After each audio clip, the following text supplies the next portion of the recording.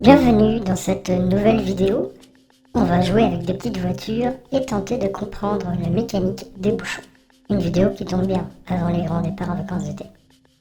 Cette simulation sans prétention n'intégrera pas certains éléments qui, chacun pris séparément, influent sur la fluidité. C'est pas facile à dire. Et qui, ils sont combinés, peuvent créer une situation désastreuse. Songeons à la nuit, aux intempéries, aux accidents et pire encore, à la pleine lune. Ou pas vraiment, pour le dernier exemple.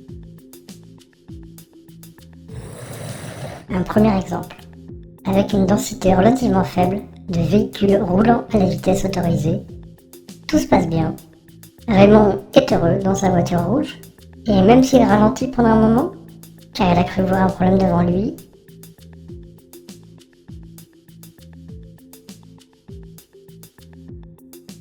ça n'aura pas de conséquences très longtemps et le trafic restera fluide.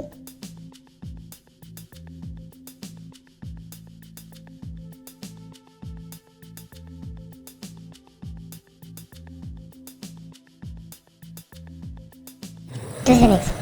On augmente la densité de véhicules. Alors de combien, ce n'est pas très important pour la démonstration. Donc tout se passe bien, comme tout à l'heure, tout le monde roule dans de bonnes conditions. Mais on pressent une fragilité dans ce bel équilibre. Raymond, toujours lui, ralentit encore pendant un moment, et peut-être distrait par les enfants qui jouent à l'arrière. On observe quelque chose de différent de l'exemple précédent. Ça freine pas mal derrière lui, et avec cette densité plus importante, un ralentissement se crée.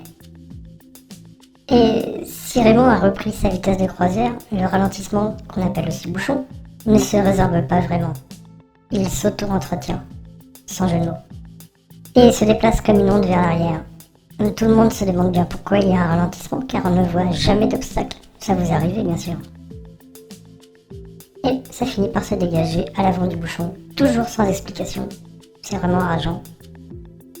Comme on est un petit peu vicieux et que la route ici, c'est une boucle, Raymond qui a mis la pagaille finit à son tour par être pris dans le bouchon. C'est bien fait.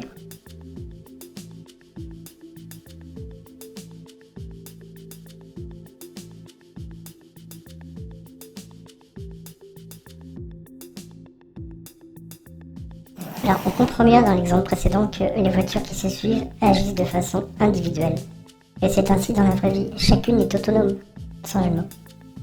Ce qui implique que la voiture juste derrière Raymond prend un petit temps pour réaliser le ralentissement et freiner. Et celle derrière ajoute son propre temps de réaction pour freiner et ainsi de suite. Si les voitures étaient reliées entre elles comme dans le cas d'un train, eh bien toutes les voitures freineraient en même temps, ce qui ferait une grosse différence. Mais revenons à la réalité de la route.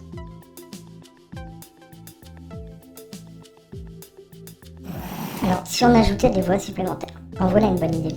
Ça permet sur un tronçon d'augmenter le nombre de véhicules possibles et ainsi de retarder les problèmes potentiels. Mais à densité égale, ça ne change rien. Les bouchons seront de la partie. De plus, les changements de voie créent de nouveaux risques, notamment pour les deux roues. Et le pire, c'est qu'à la fin du tronçon, souvent, on réduit le nombre de voies. Et comme on ne peut pas absorber la densité, le bouchon naît ou empire à ce moment-là.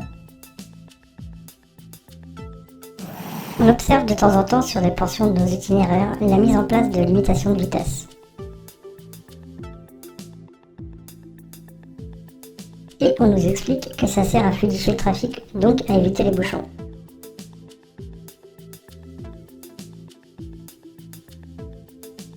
Quel effet peut avoir une limitation sur les bouchons? Testons.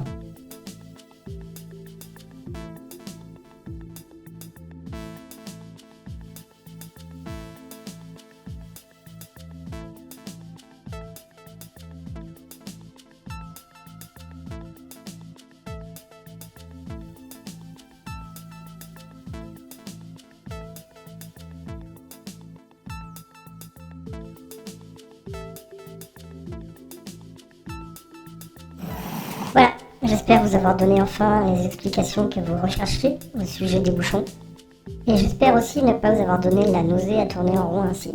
N'hésitez pas à commenter, il y a matière je pense. Mettez un pouce bleu si vous êtes un schtroumpf, ou un avis, ou bien tout autre. Abonnez-vous, cliquez sur la cloche et surtout partagez autour de vous, c'est le plus important. On se retrouvera à la rentrée. Profitez de vos vacances comme je vais le faire. Et comme disait Blira, conscience, conscience, c'est juste con.